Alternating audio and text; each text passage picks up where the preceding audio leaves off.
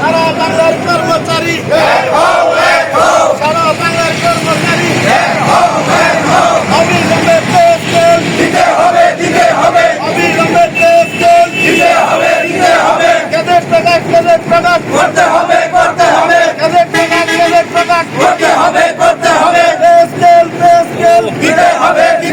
বিরাজ করতেছে এবং এই অল্প বেতনের চাকরি নিয়ে বর্তমানে যে সকল কিছু দ্রব্যমূল্যের যে ঊর্ধ্বগত বৃদ্ধি, কিন্তু সেই লক্ষ্যে কিন্তু তাদের পারিশ্রমিক বা তাদের বেতন কিন্তু বৃদ্ধি হয়নি।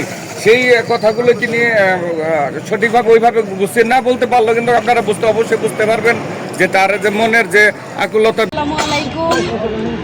আমার বড় ছোট ভাই সবাই একসাথে আমরা চতুর্থ শ্রেণীর কর্মচারী।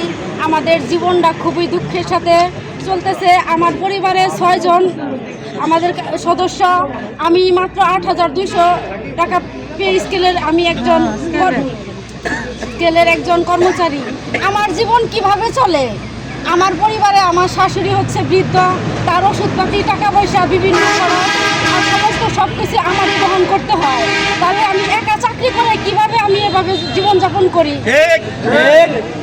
আমার পরিবারের সংখ্যা এতজন হলে আমি মাত্র 15,000 টাকা বেতন পেয়ে এই আমি এই পরিবেশে আমি কিভাবে চলতে পারি?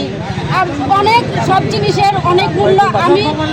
আমি 22 কিলোমিটার রাস্তায় আমি গাড়ি জার্নি করে প্রতিদিন আমার কত টাকা খরচ হয়? আমি কয় টাকা বেতন পাই? আমার সন্তান আছে, আমার স্কুলে পড়াইতে হয়।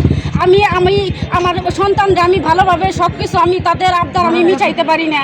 আমার খুবই দুঃখ, আমার খুবই কষ্ট। আপনি সরকার আমাদের সবার দাবি আপনি মেনে নেন। আসসালামু আলাইকুম। কমিশনকে স্বাগত জানিয়েছি। পে কমিশন যে সুপারিশ দিয়েছে সেই সুপারিশকেও স্বাগত জানিয়েছি।